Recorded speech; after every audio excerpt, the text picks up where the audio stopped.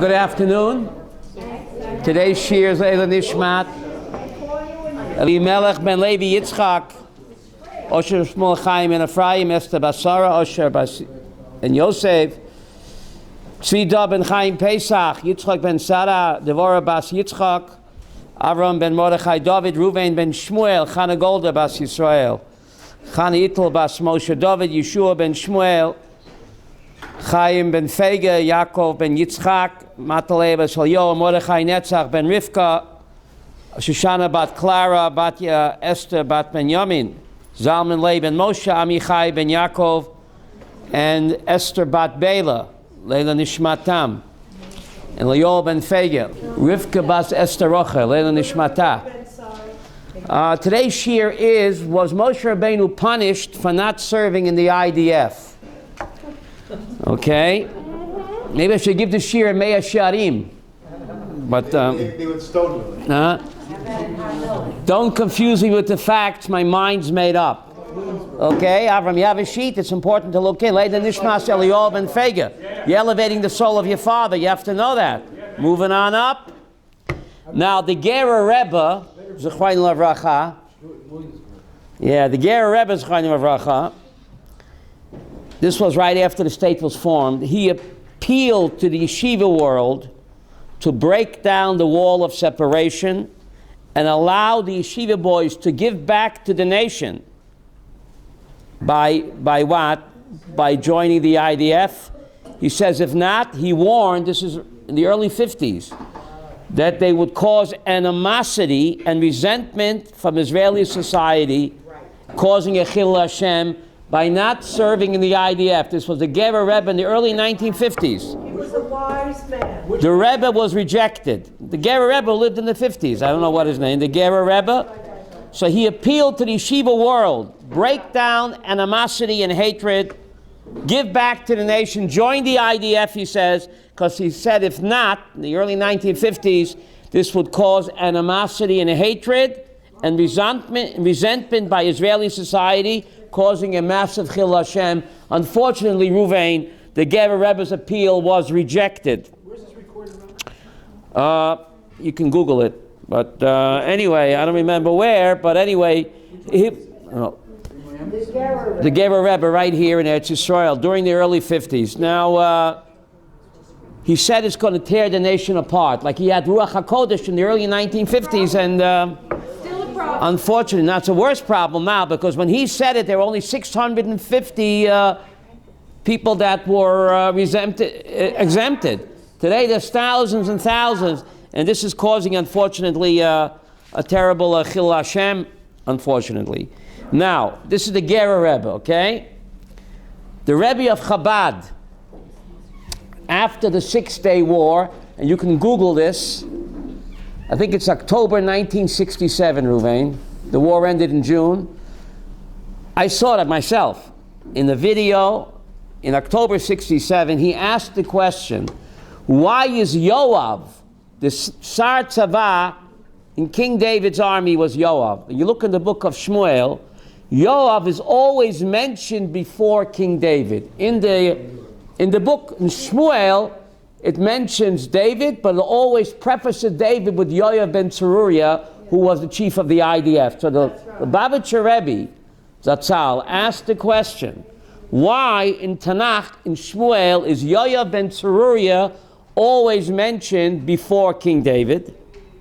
So he said, because King David represents the Oskei HaTorah, and Yoav ben Tzeruya represents Tzahal. You hear what he said? Really? And he says that the reason why Yoav is mentioned first is because King David could not occupy himself in Torah if it wasn't for Yoav's Tzahal. Wow. So the Tanakh gives kavod to Tzahal before giving kavod to whom? To the Koilel guy, King David. This is the Rebbe of Chabad. You can Google it. One of the Fabrengen, it's in Yiddish. So if you understand Yiddish, is this exactly what he said? Just incredible, huh? Yeah. That's why Yoav is mentioned before David, he says, because Yoav represents the army, David represents the Iskei HaTorah. David's Torah could not be possible without Yoav's army. So the Tanakh gives covet to Yoav's army before giving covet to the Talmud Torah of King David, because it wasn't for Yoav Sahal, it would be possible for King David to study Torah. Okay, so you have two great Haredi rabbis, the Gera Rebbe and Chabad, both saying that it's a privilege to join in the IDF. Let's take a look at our source sheets. And Moshe Rabbeinu was actually punished for not joining the IDF. Aram, you have a paper? Just amazing. Some people say, don't confuse me with the facts. My mind's made up. Okay? Yeah. Take a look this is a source sheet from Parshas B'Shalach. Just a couple of weeks back, Yehuda, this is the first terror attack in history. When the Jews left Egypt, Amalek, they terrorized us. Just want to close the window. Do you mind closing the window? Amalek terrorized us because I'm cold. Yeah, do you mind? Okay. Amalek terrorized us. So Moshe Rabbeinu, thank you, tells Yeshua ben Nun to organize an army and go fight Amalek. He didn't rely on God only. He could have said, God help us. No. He said, B'char lanu anashim. He told Yeshua ben Nun to organize an army and to what? Go fight Amalek. Wow. Okay, so on top of the page, Pasuk Yud Aleph, Boye Kashiyara Moshe, and Moshe didn't join the IDF. He went on top of the mountain, and he held up his hands, right? Pasuk Yud Aleph, on top of the page. Have it, Sonia. Hoye Kashiyara Moshe Yodo, when Moshe lifted up his hands, the Gova Yisrael.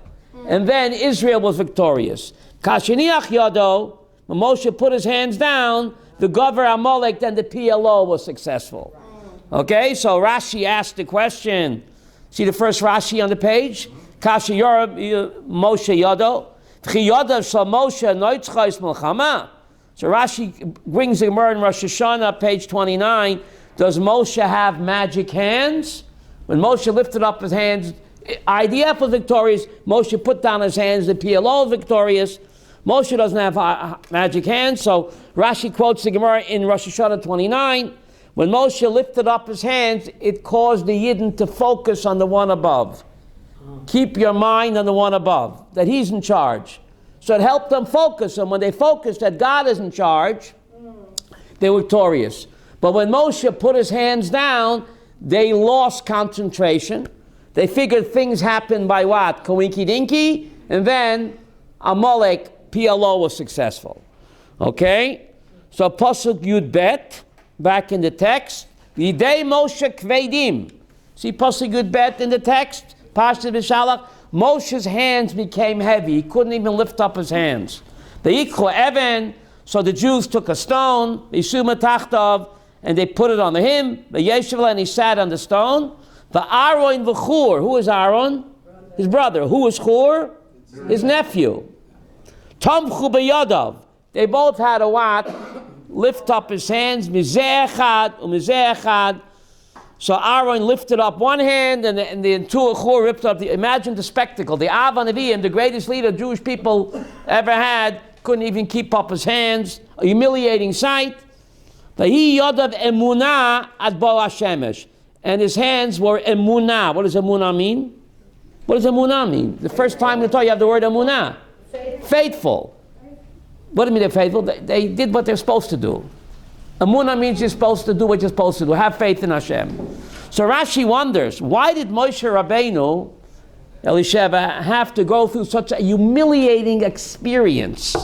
Eze busha v'cherpa, that the Av Nevi'im, now remember, he was 80 years old, but he was in the prime of life, because 40 years after this, he knocked off the ogre. Og Melech HaBashan. The English word ogre comes from Og Melech HaBashan. Look in the book of Bamidbar, 40 years later, he knocked off the ogre. So he's a spring chicken here, he's only 80. Why couldn't he keep up his hand? Why did he have to suffer such a humiliating sight? So Rashi said, look at incredible Rashi Yud Bet. You're right, Ruvain.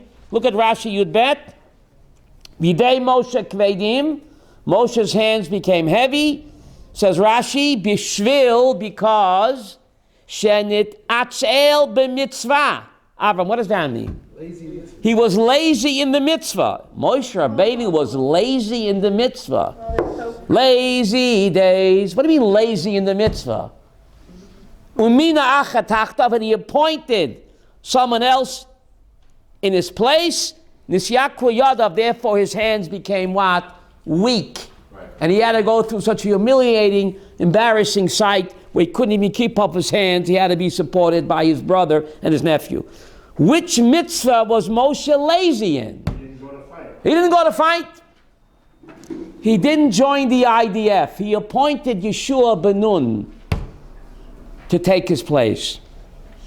Now, who was Yeshua ben Nun? The greatest yeshiva bacher that ever lived was Yeshua ben Nun. Yeshua ben Nun was the chief koilel of Moshe, the chief of the Moshe Rabbeinu's koilel. So Moshe drafted him. Moshe drafted the first chief of the IDF, the greatest yeshiva bacher, Yeshua ben Nun. Now, he was 55 years old at the time, Yeshua ben Nun was. Moses was 80, Yeshua ben Nun was 55. So the Torah takes him to task that he did not join the IDF himself to do Melchemes Mitzvah. Therefore, he was punished that he couldn't even hold up his hands. Where does it say that he took him to task? Show me. Rashi. Seeing is believing. I just read you the Rashi, Pasuk Yud Bet, V'idei Moshe Kvedim.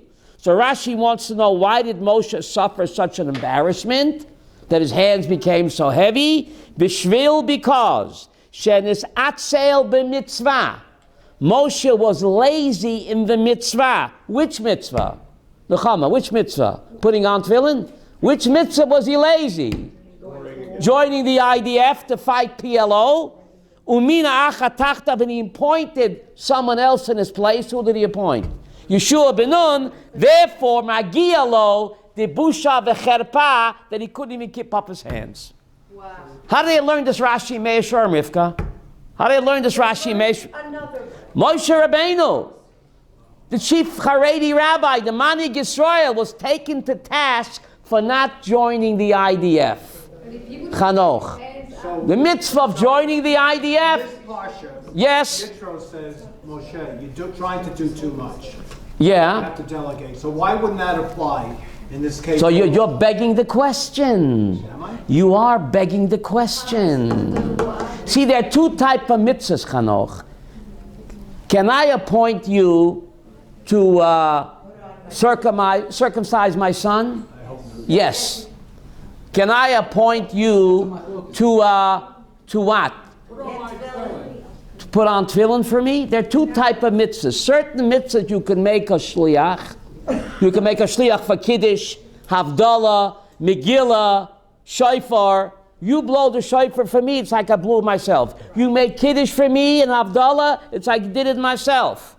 But can I appoint you to put on tefillin for me, Chanoch? No, why not?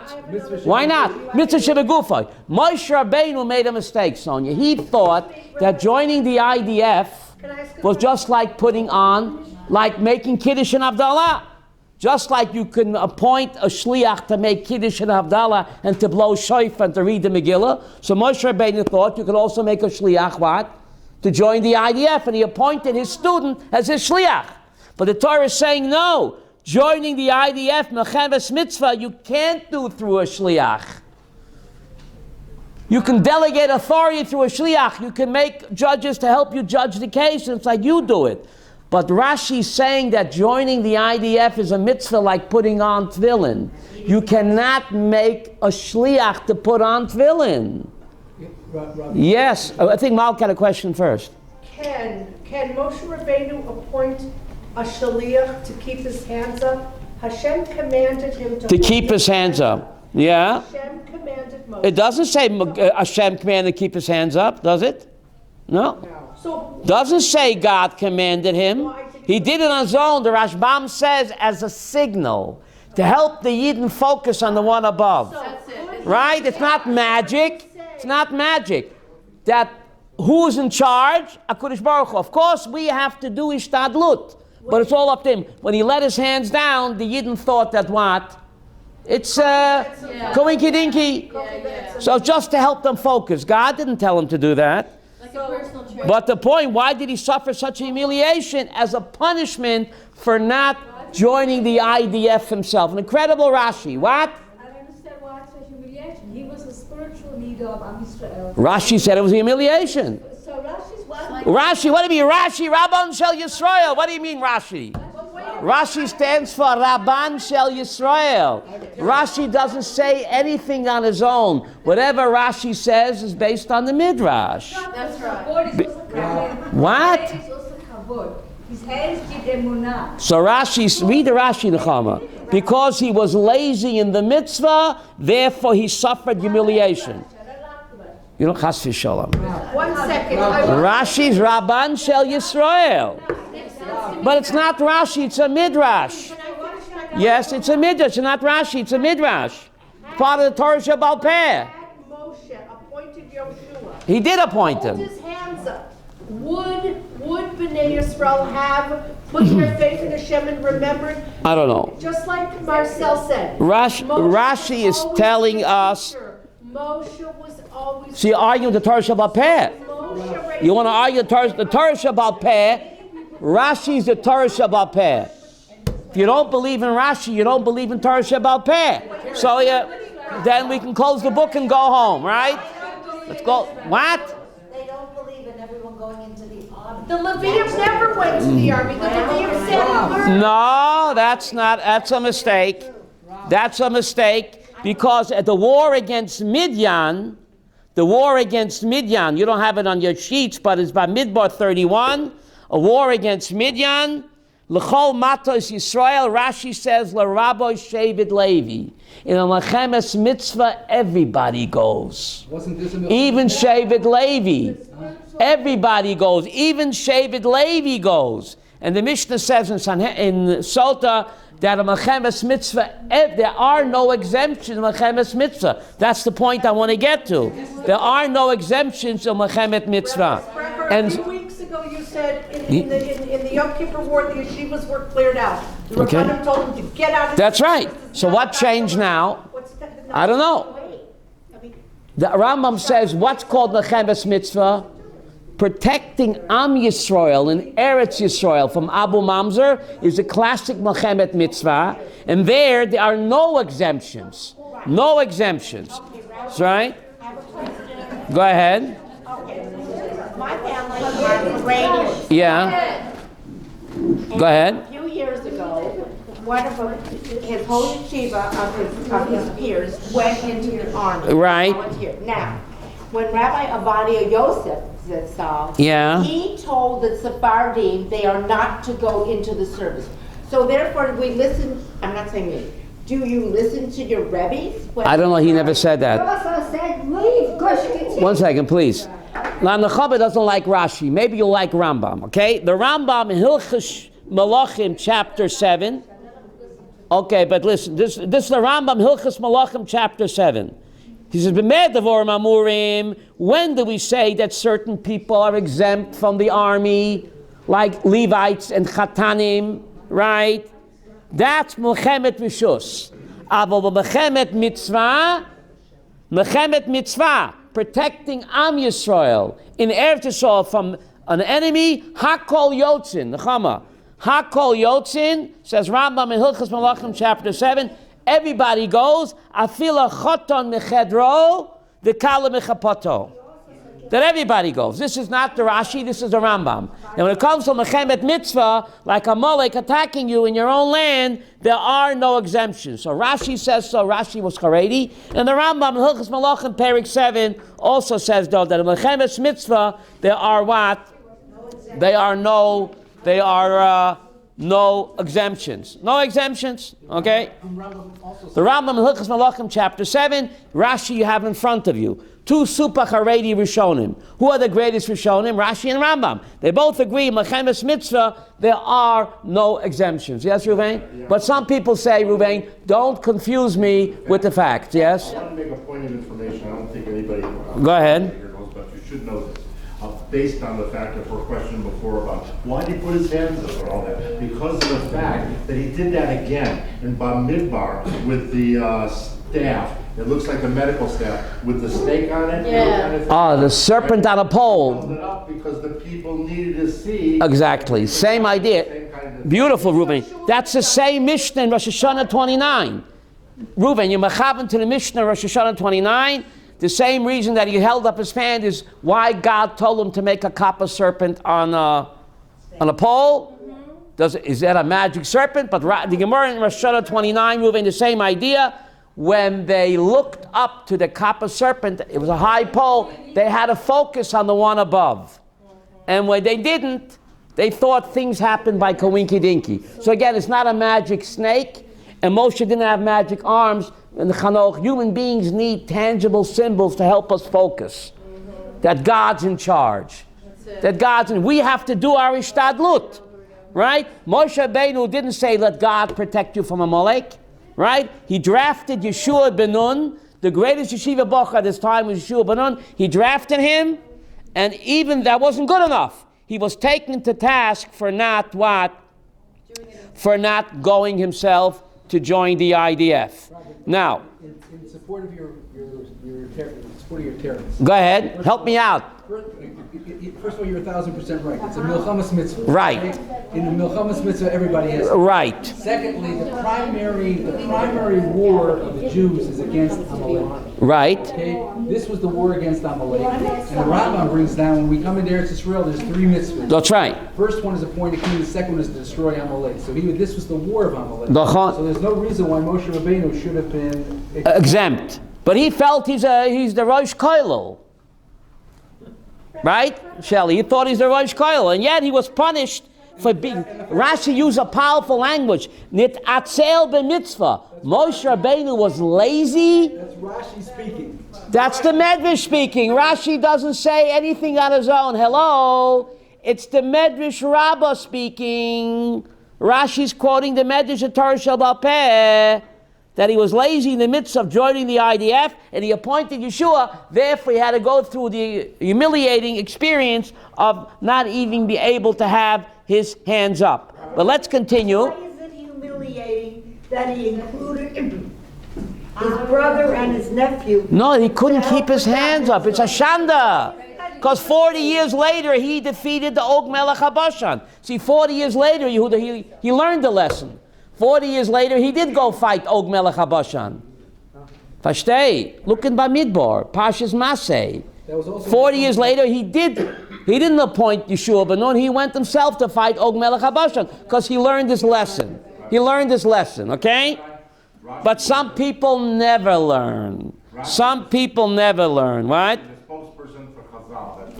The Rashi quotes Chazal. He doesn't. Rashi stands for Rabban Shel Yisrael, the master teacher of Israel. Rashi is the Torah Shel Baal Peh. If you dismiss him, you might as well close the book and go home, right? Because Rashi doesn't say anything on his own. He just quotes Torah Shel Baal Peh.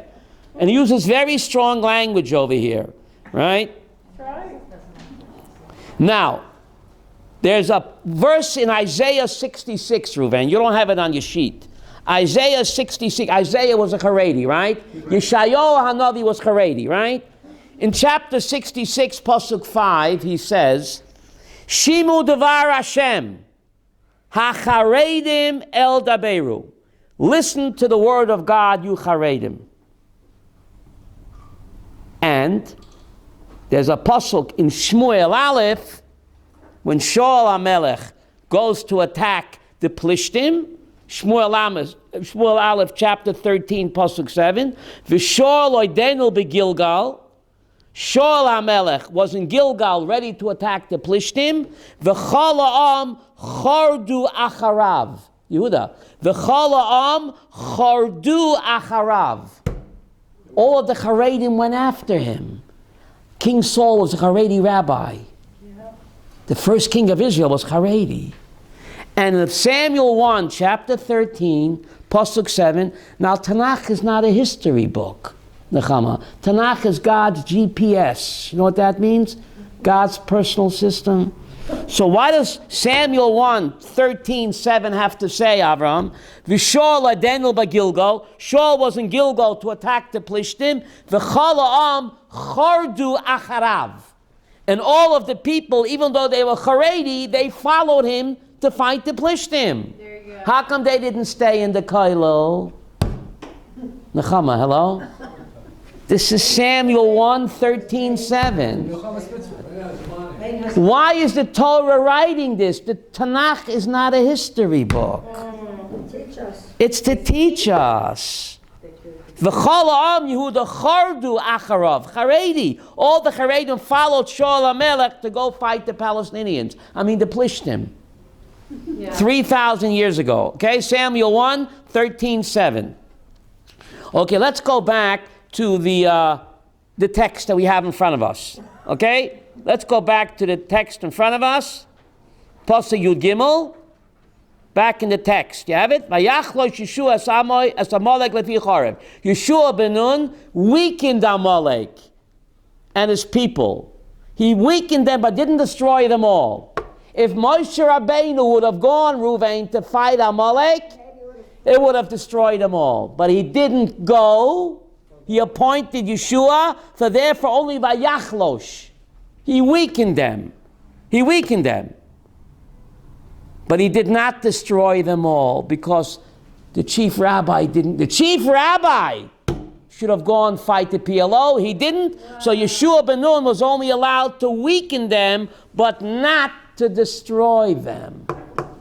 Maddie, are you getting this? Are you getting this? I have a question. Okay. I have never been in the army. Okay. I would like to know from the people in this room Right. who have been in the army. We'll take a survey later, what but their emotions are. okay.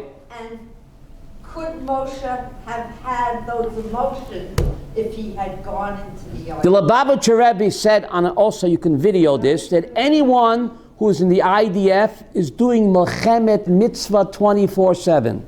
Lubavitcher Rebbe Zatzal. Anyone who joins the IDF is involved in Melchemet Mitzvah 24/7. Why didn't his men go? They do. Chabad go. Chabad do go. I know many Chabadniks that do go. But anyway, look at the maftir. Rivka, look at the maftir. Vayoyim Hashem el Moshe. You have it, Yehuda. God says to Moshe, Ksoiv zoiv zikarim b'sefer. Write this as a memorial in the book. Which book? Torah. The Torah. You're not looking in. The Sim ba'ozna Yeshua. And put in the ears of Yeshua, Ki mochai emche zecher Amalek. I will eradicate Amalek mitachat hashamayim. The maftir. It says maftir there? Right? The maftir. That I will eradicate the Amalek tashamayim. So if God will do it, why do you need an IDF for? Hello? But God only does his part if and when we do ours. Right, Rose? It's amazing. I'll do mine if you do yours. Otherwise, it ain't going to happen, Sonia. Isn't that incredible? Now look at Pasuk Tezvav. Yeah? Zohar says about Amalek, the Sar Sanam. Nachon. So his job, usually what happens is when you go to wars, you're going to war against the Sar of the nation. Nachon. Here it's just the opposite. Kodesh Baruch Hu doesn't go to war with Sanel first. He tells the Jews to Exactly. do the work Nachon. here, and then he destroys. Nachon. Look at Pasuk Tezvav. You have it, Yehuda? Nachon, are you looking in? Vayivein Moshe Mizbeach. Tezvav. Moshe built an altar. Vayikra Shemo Hashem Nisi. And he called it Hashem is my miracle. To commemorate the great victory over Amalek, he built an altar there and he said Hashem Nisi. God is my miracle. Are you with the Rashi? No, I'm in the text. I'm a text man. Pasuk Tezvav. Vayivein Moshe Mizbeach. It's so simple. They're all marked with the numbers. Tezvav. Vayivein Moshe Mizbeach. Moshe built an altar. Avram, you have it? Vayikra Shemo Hashem. And he called the name of the altar, God is my miracle. The question is, after splitting of the Red Sea, why didn't he build an altar? Splitting of the Red Sea was also a great miracle. Why did he not build an altar to commemorate splitting of the Red Sea? Look at Rashi. Look at Rashi Tezvav in the left column on top. You have that? Oh, you don't. Left column on top, Malka. Vayikra Shemo. Second Rashi in the left column. He called the name of the Mizbeach Hashem Nishi. See Yehuda, the top Rashi, left column? Tezvav. Hashem Nishi. God is my what? Miracle. HaKodesh Baruch Hu. Asalonu kan nes gadol. God made a great miracle over here when we defeated what? The PLO. So therefore, to commemorate the military victory, he built an altar. That God made a great nest over here. So the question is, why didn't he build an altar after splitting of the Red Sea? Wasn't that a great miracle too, Chanoch? Sang a song. Huh? Sang a song. Why? Because splitting of the Red Sea, Chanoch, he didn't have to build an altar. It was plain as the nose on your face. It was a supernatural miracle. Kriyas Yamsuf didn't need publicity. It was an open and shut, super duper miracle. Everyone saw the Yad Hashem. No need to publicize it. But here, the war against Amalek, it looked like it was the IDF smart, the IDF determination, better ammunition, better weapons. So people could be fooled to thinking that what? That we did it on its own. So therefore, Hashem Nishi, it was necessary to publicize it, just like Kriyas Yamsuf was a Nes of HaKadosh Baruch Hu. Defeating Amalek, even though we did it, he actually did it. But God works the human agent. Kriyas Yamsuf was Nes Nigla. Know what that means? Open mirror. So no need to publicize it. Defeating Amalek is Nes Nistar. People can think that our talents, determination, better weapons, better what? Shavak. The reason that we exist in this country is only Ayadei HaKadosh Baruch Hu, Nisim, but we cannot sit on our hands. Better seltzer bottles. What? Seltzer bottles. Seltzer bottles, yeah. Like the story in Rabbi Yaakov reminds me, during the Mechemet HaShichrur, I had a friend of mine, he was in that war. Mechemet HaShichrur, you know what that means? In 1948, they had 2 planes, and instead of bombs, they dropped seltzer bottles. And the seltzer bottles, on the way down, they whistle. So Jordanian tanks, they heard whistling, hundreds of seltzer, they thought it's bombs. So they turned tail. Wow. Isn't that incredible? They're so clever. All we had was seltzer bottles. But if we would have dropped the seltzer bottles, we know this. God works with our hishtadlut, but in the end, it's all him. So people might think that defeating Amalek, we did it on our own. No, you need what? The Mizbeach. You need the Mizbeach to publicize that HaKadosh Baruch Hu is always helping us. Very rarely is it Nes Nigla. What's Nes Nigla? Kriyas Yamsuf. That happens once in 6,000 years. But Nes Nistar, Shelley, that happens every day. If the Arabs would spit on us, we drowned in their spit. There's 1 billion. How many Muslims are there? 2 billion? Too many. 2 billion? So that's a Nes too, but that's Nes Nistar, Avram. Don't be fooled. It's all Nes, yes? A very popular expression that God helps those who help themselves. Exactly. God helps those who help themselves. Otherwise, it's not going to happen. But it's look at the last pasuk in the text, Malka. Very frightening pasuk. Now, Amalek is our peace partners. Who is Amalek? Rab Chaim Brisker. Reuven. Did he have Ruach HaKodesh? Yes. Rab Chaim Brisker. I think he died. When did he die? In the early 1900s. He says the mitzvah to eradicate Amalek. He doesn't understand. There's no Amalek today. Sancherib came and mixed up the whole world. Who is Amalek today? The world is all mixed up. I'm all mixed up. I think the whole world's Says Rab Chaim Brisker, over 100 years ago, if you meet any non-Jew who hates you more than he loves his own children, that's Amalek. His hatred for you is stronger than the love for his own life. You know anybody like that? That's Amalek. That's our peace partners. Right? They hate us more than they love their own children. Right? Golden must have learned. So just Chaim Brisker, so Amalek is very much alive today. Their hatred for us is stronger than love for their own lives. Oh, wow. Right? So that's Amalek. That is Amalek, you know. See that the last pasuk in the text has a Kiyad al Kes Yah.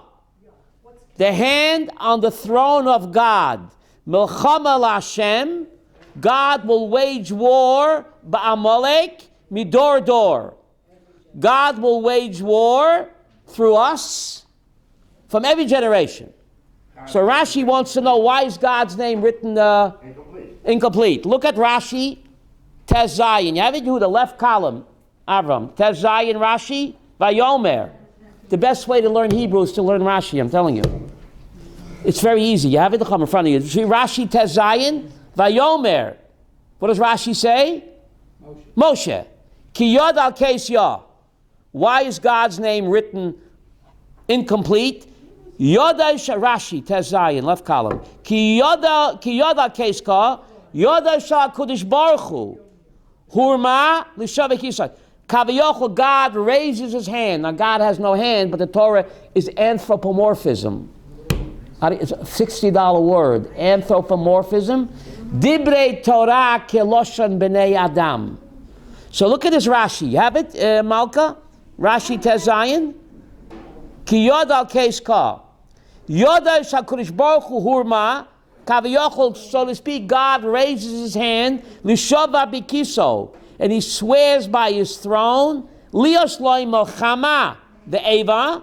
God will have war and hatred. It's not PC to hate.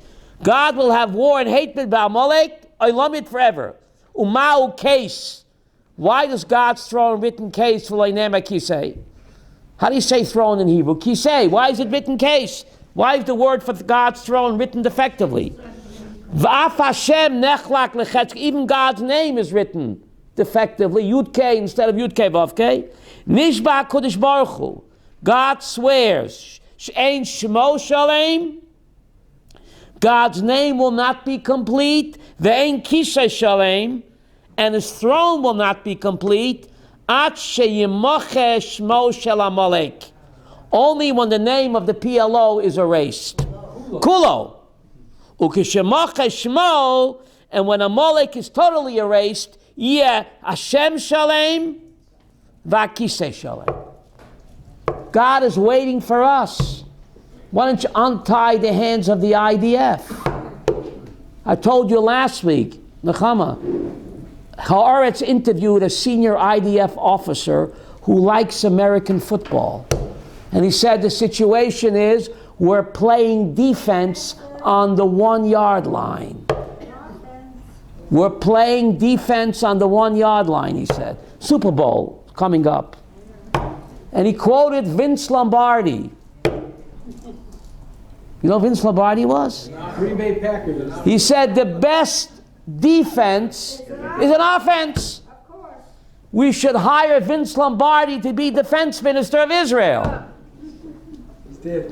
Vince Lombardi also. Even dead, he'd be better than the present one. Avram. The best defense is what? So what about our present defense minister? The senior IDF officer says, why are you playing defense on the 1 yard line? Untie the hands of the IDF. God is waiting for us to destroy Amalek. Yes? The best defense is offense. Is of a fence. Oh. The Geder Hafrada. Fence us in or fence them in? Nachoch. We like to say practice makes perfect. He goes low, low, low. Perfect practice makes perfect. Perfect practice makes perfect. Now, there's a pasuk in Bamidbar 32, pasuk 6. The Bnei Gad, the Bnei Ruvain, they want to stay behind in the yeshiva. So Moshe Rabbeinu tells them, "Acheichem yavol al melchama va'atem teishvu po." Your brothers are going to go to war, and you're going to remain behind. Moshe Rabbeinu speaking to Bnei Gad and Bnei Ruvain, we want to stay behind. Numbers 32:6. So he says, "Acheichem yavola machama." Your brothers are going to war. Va'atem teishvu po, and you want to what? Sit and remain behind. Now, the Yitzchak of Karlin writes in Keren Orah. He quotes the Gemara in Sota that in the obligatory war, everyone has to go, even all of the yeshiva boys. And that's how it was in 1948. In 1948, you can see the pictures. And even in 1967, you had yeshiva boys with payas in the ditches, working and fighting. What happened, Nechama? What happened? It's like, I don't know. Everybody's an exception, that's what. Yeah. But there's so much hatred. This makes such hatred. I mean, this is a country of chesed. Think of it. A secular parents, Chanoch, you have to hear me well. Secular parents send their children to the IDF to bleed and die for the country, knowing that Haredi parents don't. They bicker about it, but they don't go to civil war. They're tzaddikim. Hear me again. I'll say it again. Rabbi Yaakov, please. You can hear me this. Secular parents send their children to die for the IDF, to bleed for the IDF. And Haredi parents keep their children behind in yeshivas. The secular bicker about it. They bicker, they complain. But they don't physically try to prevent it. They don't do civil war. For that alone, they're tzaddikim. You don't think so? Yes. That they accept the situation, they don't like it, they complain, but they do not physically try to change the situation, Rabbi Yaakov. You don't think they're tzaddikim? Yes. My kid should go and fight, and your kid stays behind in the yeshiva, and they accept it. They don't physically try to change it, buddy. You don't think they're tzaddikim? That there's no civil war like there was in Klal Yisrael when you had Yehuda against Ephraim? We just learned last week in the Haftorah. What we do to each other today is kid stuff compared to what Yidden did to each other 3,000 years ago and less. Wow. Yehuda against Ephraim. The 2.5 tribes against the 10. Nechama, today it's only words. What we do to us today is kid stuff to what the Yidden did to us, to each other, when there was civil war against Yehuda and Ephraim. We like to not think about that. But the secular Yidden accept the situation, even though they don't like it. For that alone, they're tzaddikim.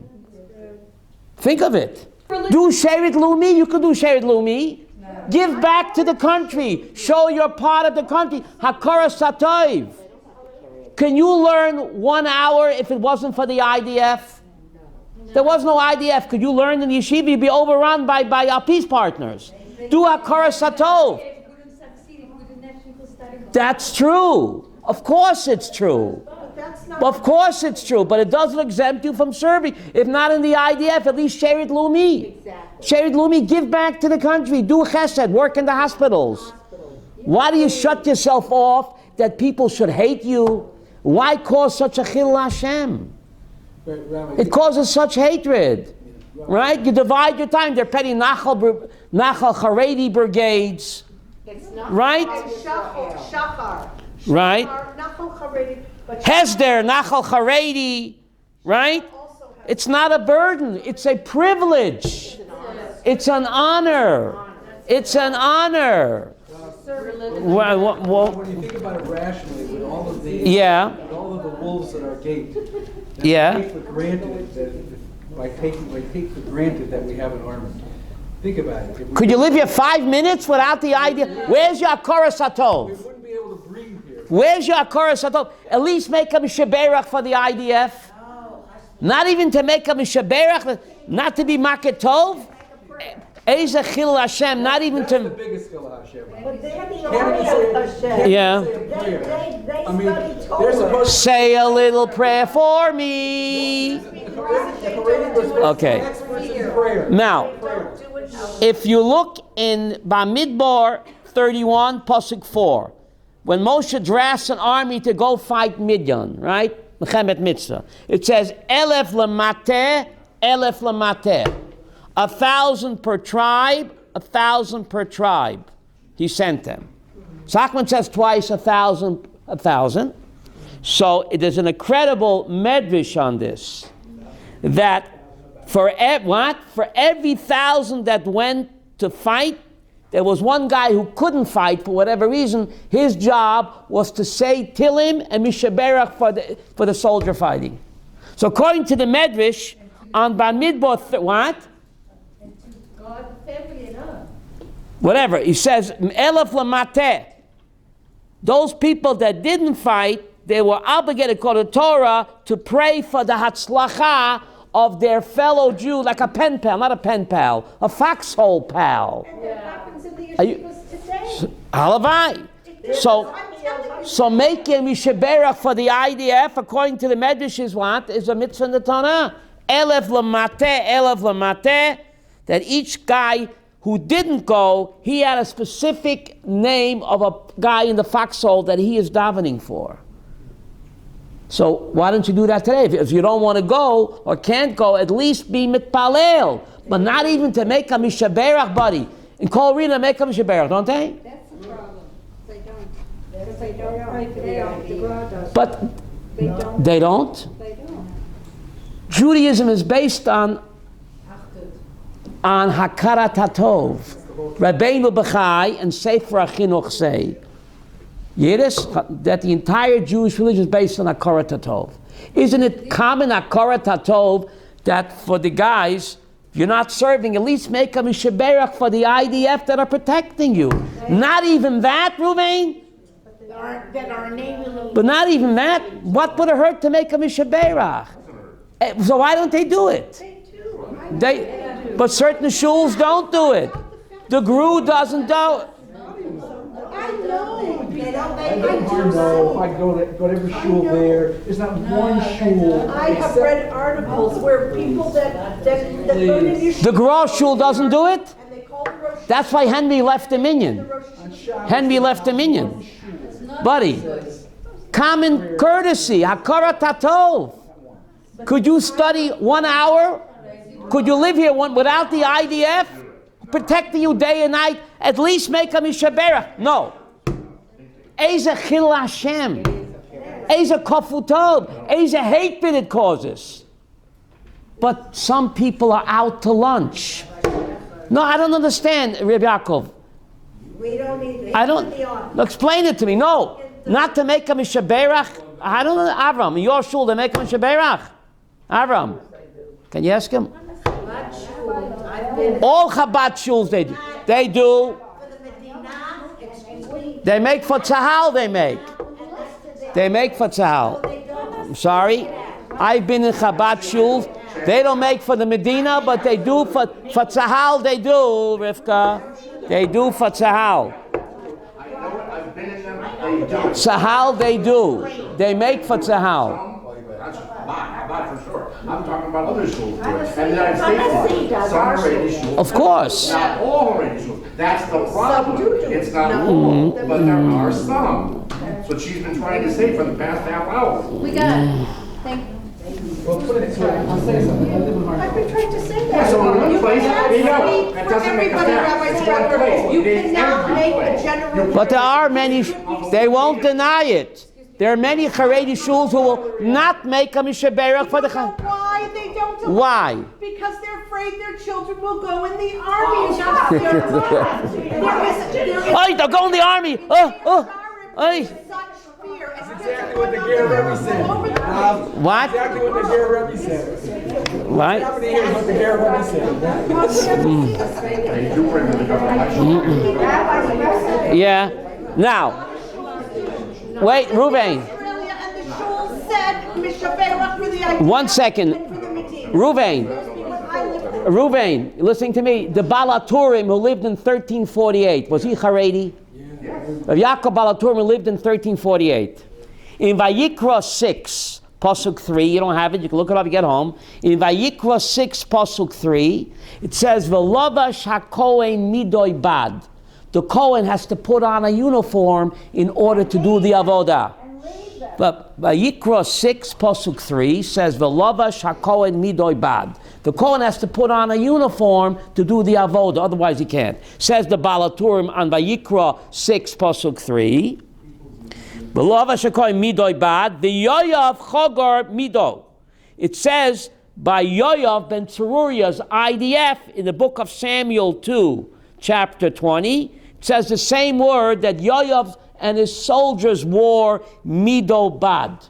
So Baal Turim wonders, why is the same word for uniform for the Cohen's uniform in the temple the same word for the uniform of the IDF in Samuel 2, chapter 28, says the Baal Turim. You sitting down, Rose? She big day kuhuna ke'en big day mulchama. That the big day kuhuna is like the big day milchama. That the kedusha of the big day kahuna is the same kedusha of an IDF uniform. This is writing this is Chanoch. This is the Baal Turim in the year 1348. It says, well, it's Baal Turim lived before him. Yiddish. Big day kahuna ke big day machama. Because the Kohen offers a korban in the Beis Hamikdash. The IDF officer offers himself as a korban. He's offering himself as a korban. Big day kahuna ke'en big day machama. If you're comparing A to B, what's greater? Big day kahuna is like the big day machama. Close but no cigar. So Rav Kook points out that the Baal Turim is saying that Big Day Melchama is even holier, because the Big Day Kahuna is like the Big Day Melchama. Close but no cigar. So Baal Turim is telling us that the Big Day Melchama, what does that mean? The IDF uniform is holier than the Big Day Kahuna. Why is that? Rav Kook says, because the Kohen is offering an animal sacrifice. The IDF soldier is offering himself as a sacrifice. Rav Kook, Zecher Tzadik Livracha. And therefore Rav Kook said that the first time a soldier puts on an IDF uniform, he should make a Shechianu. Rav Kook, who passed away in 1982. The son. The father passed away in 33. The son passed away in 82. He ruled that the first time you put on an IDF uniform, you should make a Shechianu, because you're wearing Big Day Kahuna. You hear this? A privilege. And these lunatics spit on the IDF uniform. The lunatics are sick. And how come the rabbis don't excommunicate them? Hello? Why don't they excommunicate them? The Pashkevilim.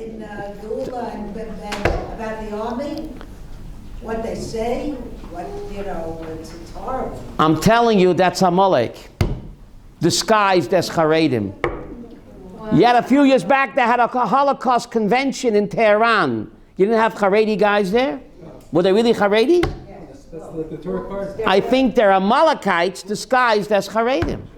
They're wearing a costume like Right? Remember that a few years ago, the Holocaust convention? And Ahmadinejad was embracing them. Ahmadinejad. They went to Iran with the get-up. But I think they're Amalekites disguised as Haredim. Joining a Holocaust denial convention? Smiling on Ahmadinejad? Anyway, Hashem Yazor, Hashem should open up our minds. We should do tshuva shalema. Thank you very much.